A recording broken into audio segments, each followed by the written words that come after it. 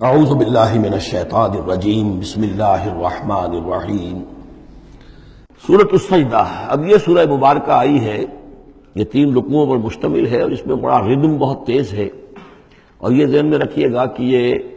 حضور کی بہت محبوب صورتوں میں سے ایک صورت ہے، اس لیے کہ آپ کا یہ رواج، آپ کا یہ معمول تھا کہ آپ جمعے کے روز صبح فجر کی پہلی رکعت میں اس سورہ سجدہ کی تلاوت فرمایا کرتے تھے۔ تو جن صورتوں کے ساتھ حضور کو خاص طور پر کوئی تعلق خاطر تھا اضافی طور پر، تو اس کا ہمیں اسی سے اندازہ ہوتا ہے کہ نمازوں میں آپ جو زیادہ پڑھتے تھے، تو فجر کی نماز جمعے کے دن اس میں بالعموم آپ کا یہ معمول تھا کہ یہ سورہ سجدہ جو ہے پوری 3 رکوع پوری جو ہے وہ پہلی رکعت میں پڑھتے تھے، اور دوسری رکعت کے اندر سورۃ الدہر، یا پھر یہ کہ کبھی کبھی ایسا ہوتا تھا کہ پہلی سورت میں سورہ جمعہ اور دوسری میں سورہ منافقون، وہ 2 رکوعوں کی صورتیں ہیں، لیکن یہ جو ہے یہ صورت خاصی طویل ہے۔ الف لام میم تنزیل الکتاب لا ریب فیہ من رب العالمین، اس کتاب کا اتارا جانا ہے کہ جس میں کوئی شک نہیں، کوئی فریب نہیں، رب العالمین کی طرف سے ہے۔ ام یقولون افتراہ، کیا یہ کہتے ہیں کہ یہ محمد نے خود گھڑ لی ہے صلی اللہ علیہ وسلم، خود لکھ لی ہے؟ بل هو الحق من ربک، نہیں، یہ الحق ہے تیرے رب کی طرف سے۔ لتنذر قوما ما اتاہم من نذیر، تاکہ خبردار کر دیں آپ اے نبی اس قوم کو کہ جس کے پاس کوئی نبی پہلے نہیں آیا، کوئی خبردار کرنے والا نہیں آیا۔ حضرت اسماعیل سے لے کر اور حضرت محمد تک بڑے طویل عرصے تک کوئی نبی اس نسل میں نہیں آیا، اس قوم میں نہیں آیا۔ لعلہم یہتدون، آپ خبردار کریں انہیں شاید تاکہ وہ ہدایت پائیں، شاید کہ وہ ہدایت پائیں، تاکہ وہ ہدایت پائیں۔ اللہ الذی خلق السماوات والارض وما بینہما فی 6 ایام، اللہ وہ ہے کہ جس نے پیدا کیا آسمانوں کو اور زمین کو اور جو کچھ ان دونوں کے مابین ہے 6 دنوں میں۔ ثم استوى علی العرش، پھر وہ متمکن ہو گیا تخت حکومت پر، تخت پر۔ ما لکم من دونہ من ولی، نہیں ہے تمہارے لیے اس کے مقابلے میں من ولی ولا شفیع، یہاں دون کا لفظ جو ہے مقابلے میں، اس کے خلاف، یعنی جب کہ وہ پکڑے تمہیں سزا دینا چاہے تو اس کے اس فیصلے کے کوئی آڑے نہیں آ سکتا، نہ کوئی ولی اور نہ کوئی شفیع۔ افلا تتذکرون، تو کیا تم تذکر نہیں کرتے، سمجھتے نہیں ہو، عقل سے کام نہیں لیتے؟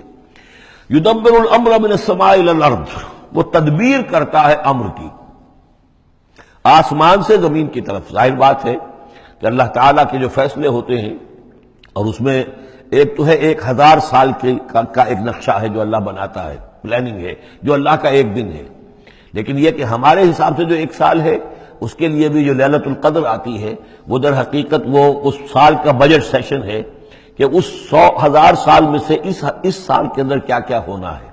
تو اس طریقے سے اللہ تعالیٰ کا جو عالمی حکومت کا نظام ہے، اس میں اس طریقے کی پلاننگ ہے۔ یدبر الامر من السماء الى الارض، وہ تدبیر کرتا ہے اپنے امر کی آسمان سے زمین کی طرف، فرشتے اترتے ہیں احکام کو لے کر کہ اب یہ کام یہاں پر ہونے ہیں، یہ امپلیمنٹیشن ہونی ہے۔ ثم یعرج الیہ، پھر وہ چڑھتا ہے اس کی جانب، جب یہ کام ہو گئے تو رپورٹیں جو ہیں وہ اللہ تعالیٰ کی جناب میں پھر پیش ہونے کے لیے جا رہی ہیں۔ فی یوم، اور یہ سارا معاملہ ہے ایک دن میں، مقدارہ 1000 سنۃ مما تعدون، جس کی مقدار ہے تمہارے حساب سے جو تم گنتی کرتے ہو تو 1000 برس۔ اب یہ سورہ حج میں بھی یہ آیت آ چکی ہے، ان یوما عند ربک کالف سنۃ مما تعدون، تیرے رب کا ایک دن جو ہے وہ تمہارے حساب کے 1000 سال کے برابر ہے۔ اور یہاں پر بھی یہ آ گیا کہ یہ تدبیر امر کے سلسلے میں اس کائنات میں جو بھی اللہ تعالیٰ کا فیصلہ ہوتا ہے تو وہ ہر 1000 سال کے لیے اس کا ایک نقشہ بن جاتا ہے۔ ذالک عالم الغیب والشہادۃ، وہ ہے، وہ ہستی ہے جاننے والی ہر چھپی چیز کی اور ہر سامنے کی چیز کی، العزیز جو زبردست ہے، الرحیم رحم فرمانے والی ہے۔ الذی احسن کل شیء، جس نے کہ جو شے بنائی، کل شیء خلقہ، جو شے بھی اس نے بنائی بہت خوبصورت بنائی، بہت عمدہ بنائی، اس کی خلقت میں کوئی نقص تم نہیں دکھا سکتے، کہیں کو کوتاہی نہیں دکھا سکتے۔ وبدأ خلق الانسان من طین، اور انسان کی تخلیق کا آغاز کیا گارے سے۔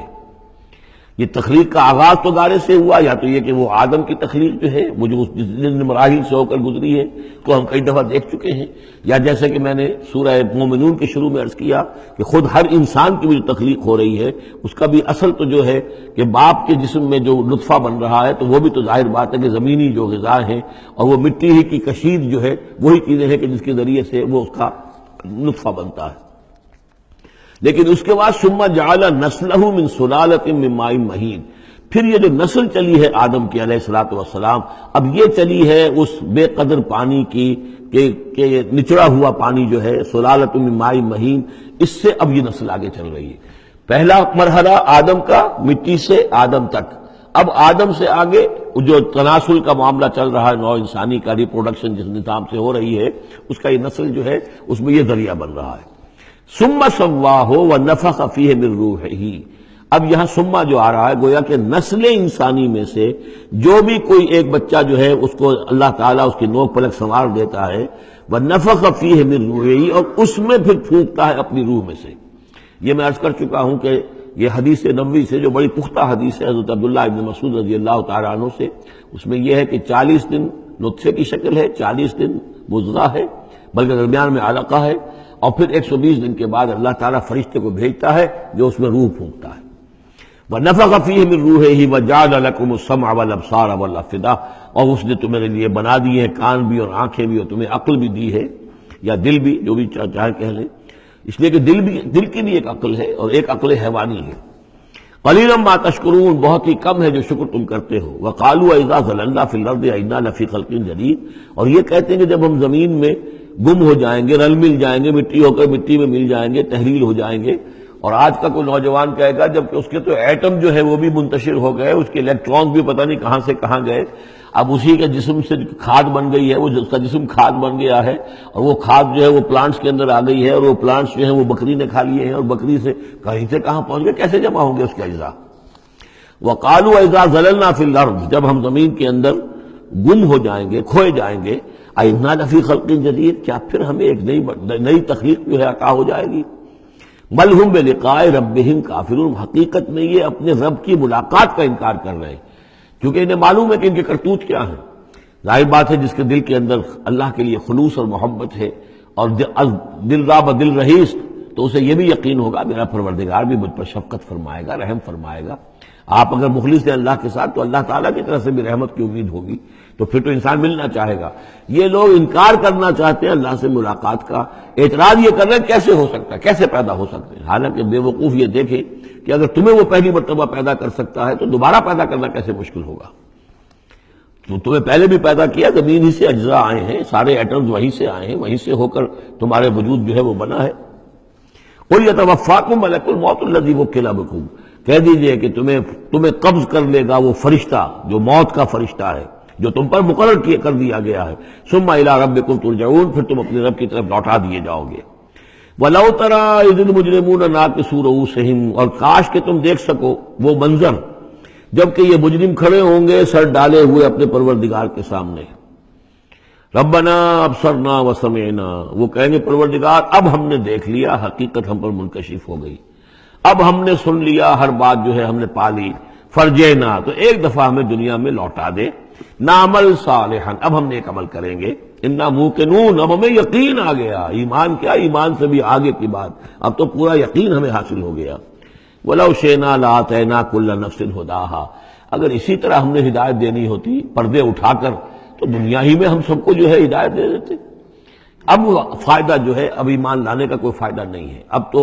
جزا کا وقت ہے، یہ اب وہ امتحان کا وقت ختم ہو چکا۔